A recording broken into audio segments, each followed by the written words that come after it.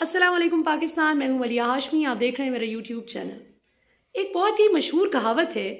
कि जिस वक्त तमाम मीडिया सिर्फ एक नुक्ते पर फोकस कर ले और धड़ाधड़ महज एक ही टॉपिक पर प्रोग्राम्स किए जाए तो समझ जाइए कि यकीनन कोई ना कोई ऐसा इंतहाई अहम इशू है जिससे अवाम की तवज्जो हटाने के लिए एक नॉन इशू को इतना उछाला जा रहा है और अवाम को एक लायानी बहस में उलझाया जा रहा है। कुछ ऐसा ही हाल पाकिस्तानी मीडिया की अक्सरियत ने पाकिस्तानी अवाम के साथ किया जब शहबाज शरीफ पर एक बहुत संजीदा इल्ज़ाम लगा कि उन्होंने ज़लज़ला ज़दगान की इमदाद के लिए आए फ़ंड को हड़प कर लिया है अपने दामाद अली इमरान के साथ मिलकर। और ये इल्ज़ाम लगाने वाला कौन था? एक बरतानवी अखबार डेली मेल। ये इल्ज़ाम उन पर 2019 में आयद किया गया। ये वो टाइम था कि जिस वक्त ज़ाहिर है इनके सारे करप्शन केसेस के खाते खुल रहे थे और पूरी आवाम के सामने इनकी मकसूद चपड़ासी और टीटीज़, जाली टीटीज़ और फालूदे वाला, पापड़ वाला, जरदारी साहब का भी सारे इनके खाते खुल रहे थे। उस वक्त शहबाज शरीफ ने ये कुछ ज़ाहिर है इनके मुशीरों ने मशवरा दिया होगा कि आप इस तरह करें कि डेली मेल पर एक केस करें, बाद में उसको मैनेज कर लेंगे, उसको कहेंगे कि ठीक है इसको लटकाई जाओ केस को, लेकिन फ़िलहाल उनको सू करना बहुत ज़रूरी है ताकि हम पाकिस्तानी अवाम को बेवकूफ़ बना सकें कि देखें अगर हम झूठे होते तो हम चुप कर जाते या गलती मान लेते, हम सच्चे हैं जब ही तो हम इस अखबार को सू कर रहे हैं। शहबाज शरीफ साहब ने फौरी तौर पर जेम्स बॉन्ड बनते हुए डेली मेल को सू कर दिया। जब इन्होंने उन पर मुकदमा किया तो पाकिस्तानी मीडिया जो जाहिर है उसकी मेजॉरिटी PMLN मीडिया सेल है, PMLN मीडिया सेल में जितने भी टीवी चैनल्स हैं, बड़े बड़े एंकर्स हैं और जाहिर है खाता है तो खिलाता भी है, इन सब ने मिलकर एक बयानिया बनाने की कोशिश की कि देखें शहबाज शरीफ सच्चे हैं, उन्होंने कोई करप्शन नहीं की और इसी वजह से उन्होंने डेली मेल पर मुकदमा कर दिया है। वो मुकदमा क्या किया कि कुछ अर्सा पहले आपको याद होगा बड़ी मिठाइयाँ बांट रहे थे, वो जो मरियम ने भी कहा कि अंकल मुबारक को अब तो इंटरनेशनल सादिक और अमीन हो गए हैं। वो क्या था? वो ये था कि इन्होंने बरतानवी अदालत से रुजू करके कहा कि देखें जी मेरी तो हद की इज़्ज़त हुई है, मेरी बेइज्जती हुई है पाकिस्तान में, जिस पर बरतानवी अदालत ने इनसे एग्री किया और उन्होंने कहा कि बिल्कुल आप डिफेम हुए हैं, आपकी डेफेमेशन हुई है, यानी आपकी बेइज्जती हुई है। तो ये तो आपके लिए और भी बेइज्जती की बात है कि अदालत भी इतराफ़ कर रही है कि आपकी बेइज्जती हुई है और आपने इस बात को पाकिस्तानी अवाम को बेवकूफ़ बनाने के लिए मीडिया का सहारा लिया और आपने कहा देखें जी मैं केस जीत गया हूँ। केस नहीं आप जीते थे। असल बात ये थी कि आपने बरतानवी अदालत से ये रुजू किया था इस मामले पर भी कि इस सारे इशू को, इस केस को गैर मुअय्यना मुद्दत के लिए दबा दिया जाए, इल्तवा का शिकार कर दिया जाए, जिस पर बरतानवी अदालत ने पाकिस्तानी अदालत बनने से इनकार करते हुए आपको क्या शानदार तरीके से एक तो लीगल कॉस्ट अदा करने के लिए कहा, आपकी ये अपील भी रिजेक्ट कर दी और कहा कि आप ये लीगल कॉस्ट अदा करें, जो जुर्माना कहा जा रहा है कि इनको अदा करना पड़ेगा, जो कि ऑब्वियसली पाकिस्तान के लिए बड़ा बाइस बेइज्जती है कि पाकिस्तान का वज़ीर आज़म एक बरतानवी अदालत में महज इसलिए ये जुर्माना अदा करेगा कि एक बरतानवी अखबार ने इनको एक्सपोज कर दिया कि आपने ज़लज़ला ज़दगान की इमदाद के लिए आया गया जो फ़ंड था, जो भेजा गया फ़ंड था, वो आप खा गए। कितनी बेइज्जती की बात है। इसमें जो एक बड़ा ज़बरदस्त जुमला बरतानवी अदालत के जज साहब ने शहबाज शरीफ साहब की तबीयत दुरुस्त करते हुए अदा किया, उस फैसले में एक बड़ा ज़बरदस्त एक जुमला कहा उन्होंने कहा कि हमारे लिए, जब इन्होंने कहा ना कि मैं वज़ीर आज़म हूँ पाकिस्तान का, तो उन्होंने कहा हमारे लिए कि किसी भी आम सिटीज़न और किसी भी वज़ीर आज़म, सदर, हमारे लिए सब इक्वल है। हमारे नज़दीक कोई ताकतवर कमज़ोर का फ़र्क नहीं है, कानून सब के लिए बराबर है। बना तो पाकिस्तान इस्लाम के नाम पर है, लेकिन वो इस्लामिक वैल्यूज़ को फॉलो कर रहे हैं और अदल इंसाफ का जो मयार इस्लाम में है वो बरतानवी अदालत ने फ़ॉलो किया। तो ये बहरहाल इस इशू से तवज्जो हटाने के लिए घड़ी के मामले पर जो है इन्होंने, इनके बगल बच्चों ने मिल के प्लान किया, बगल बच्चे चैनल्स ने, कि क्यों ना घड़ी का इशू उठा के इमरान खान पे एक इशू बनाते हैं। जो केस अभी तक बार बार हम लाते थे उसको नहीं सही तरीके से हम पिच कर पाए, अवाम उसको रिजेक्ट कर देती है हर बार, तो क्यों ना इस दफ़ा उमर फारूक ज़हूर को लेके आएँ जिसके पास अभी वो घड़ी है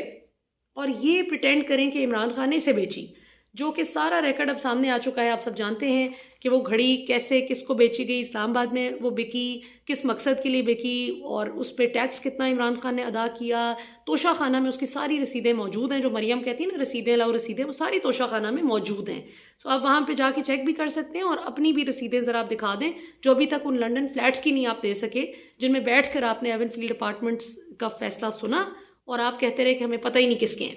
سو یہ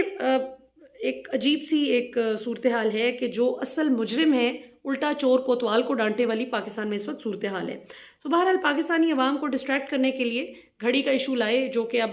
جو ہے it fell flat on its face. جو فرح شہزادی کی بھی بات کی گئی کہ جی فرح لائی تھی عمر فاروق کو گھڑی بیچنے کے لیے, وہ بھی اب پتہ چل گیا کہ کوئی ایسا ٹائم تھا ہی نہیں 2019 میں کہ جس میں فرح دبئی میں موجود ہوں اور عمر فاروق ظہور سے ان کی ملاقات ہوئی. وہ ساری ٹریول ہسٹری سامنے آ گئی ہے.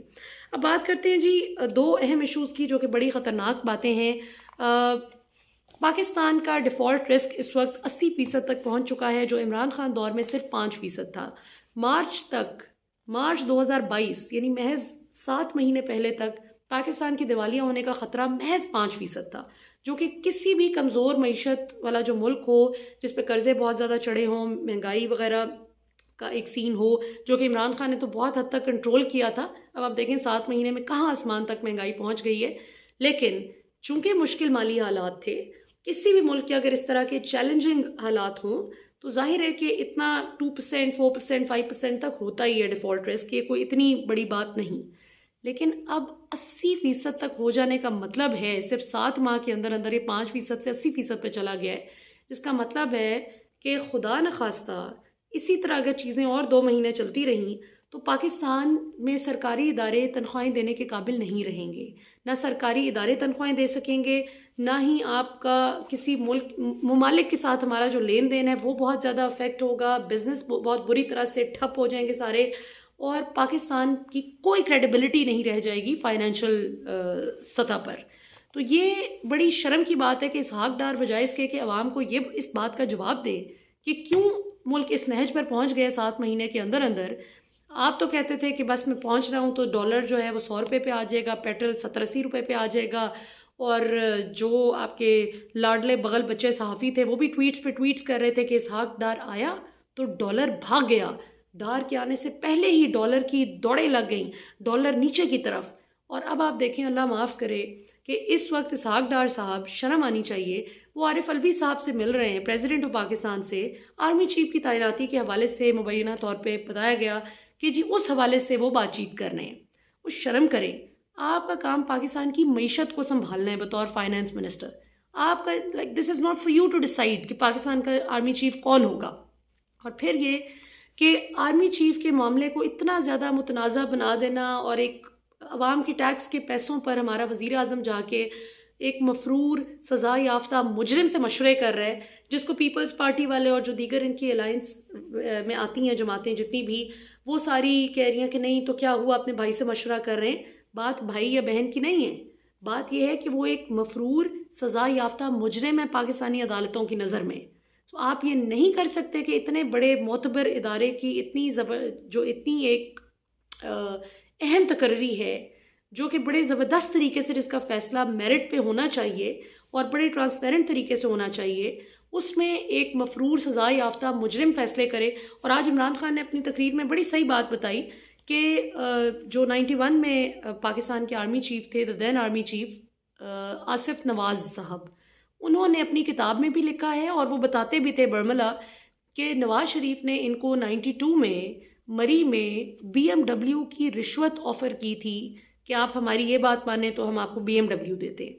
تو مقصد بات کرنے کا یہ کہ بالکل صحیح عمران خان نے ڈاٹس کنیکٹ کیے ہیں کہ ان کا شروع سے یہ وتیرہ رہا ہے کہ اپنی مرضی کا آرمی چیف لاؤ,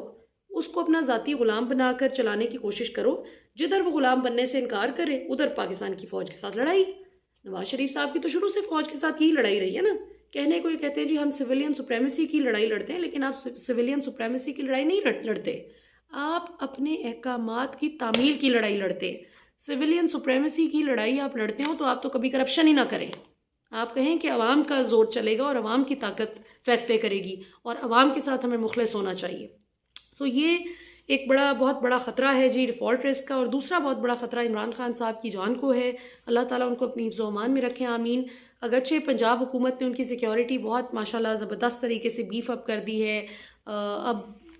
کوئی بڑے سے بڑا حملہ آور بھی ان کے گھر سے 1 کلومیٹر دور بھی اگر کوئی حرکت کرتا ہے تو ان کے گھر تک اس کا ایفیکٹ نہیں آئے گا، امپیکٹ نہیں آئے گا انشاءاللہ. اگر وہ 400 فٹ کے فاصلے پہ کچھ کرتا ہے، 400 میٹرز دور کچھ کرتا ہے، آدھے کلومیٹر کے فاصلے پہ کرتا ہے، یا پھر 10 گھر چھوڑ کے بھی کوئی کرتا ہے. اب انشاءاللہ تعالیٰ عمران خان کے گھر کی سیکیورٹی تو بڑی زبردست ہے، لیکن چونکہ کل وہ اعلان کرنے جا رہے ہیں کہ پنڈی وہ کب پہنچیں گے، جو کہ موسٹ لائکلی اگلے ہفتے کی کوئی وہ اپڈیٹ دیں گے. تو ابھی بھی ظاہر ہے ابھی 4 ہفتے تو پورے نہیں ہوئے عمران خان صاحب کے کہ وہ کھڑے ہو سکیں. ڈاکٹر نے عمران خان صاحب کو اپنے قدموں پر کھڑے ہونے کی جو ڈیٹ دی ہے وہ تقریباً 4 سے 6 ہفتے کی دی ہے. 4 سے 6 ہفتے تک وہ ابھی ویل چیئر پہ ہیں، جس پہ یہ نون لیگ کے میں دیکھتی ہوں کرائے کے ٹٹو، یہ جو بیچارے فیک اکاؤنٹس والے جنہوں نے رکھے ہوئے ہیں 2 ٹکے کے لوگ، اللہ معاف کرے. مطلب میں کسی کو اس طرح کی کا لقب نہیں دیتی، یہ بڑی ڈیروگیٹری بات ہوتی ہے، لیکن ان کی 2 ٹکے کی گفتگو سن کے میں یہی کہہ سکتی ہوں کہ 2 ٹکے کے لوگ ہیں جو اتنی گندی گفتگو کریں کہ اچھا جی اب وہ لنگڑا ہے، اچھا جی ایک ایسا شخص جو پاکستان کو اپنے قدموں پر کھڑا کرنے کی کوشش کر رہا تھا، اس کی ٹانگوں پہ گولیاں مار کے اس کو اپنے پاؤں پر کھڑا نہ رہنے دینے کی کوشش کی گئی، بلکہ اس کو تو جان سے مارنے کی کوشش کی گئی ہے. تو اللہ نے عمران خان کو بچایا. تو بہرحال جی آخری بات میں آپ کو اس لیے بتا رہی ہوں کہ آپ بہت زیادہ دعائیں کریں، اللہ تعالیٰ عمران خان کی حفاظت کریں، پاکستان کی حفاظت کریں، اور دعا مومن کا ہتھیار ہے. آپ دیکھیں کہ ابھی بھی دعاؤں نے بچایا عمران خان کو اللہ کی مدد سے. یہ پتہ نہیں کس کس کی اتنے دل سے نکلی ہوئی دعا تھی عمران خان کو جو لگی ہے کہ انہوں نے اس بھونڈے طریقے سے عمران خان صاحب کی جان لینے کی جو کوشش کی، چاروں طرف سے گولیاں چلائی گئیں، لیکن اللہ کا شکر ہے کہ اللہ تعالیٰ نے عمران خان کی زندگی رکھی. اور اس کے بعد بے شرمی کا عالم یہ ہے کہ جب عمران خان پن پوائنٹ کر رہے ہیں کہ یہ لوگ ہیں جن پہ مجھے شک ہے کہ انہوں نے کنسپائر کیا، میرے پاس انٹیلیجنس کی انفارمیشن ہے، انٹیلیجنس والوں نے ساری خبریں دی ہیں،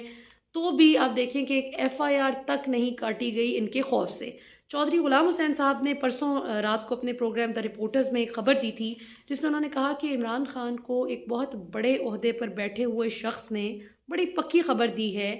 کہ ایک انتہائی اہم عہدے پر فائز شخص نے عمران خان کو قتل کروانے کا منصوبہ بنایا اور کہا کہ مجھے عمران خان کی ڈیڈ باڈی چاہیے. سو عمران خان کے پاس تمام شہادتیں اور ثبوت آ چکے ہیں، وہ کوئی ہوا میں باتیں نہیں کر رہے، وہ صحیح بات قوم کو بتا رہے ہیں جو ان کو پتہ چلی ہے بڑے پکے ذرائع سے.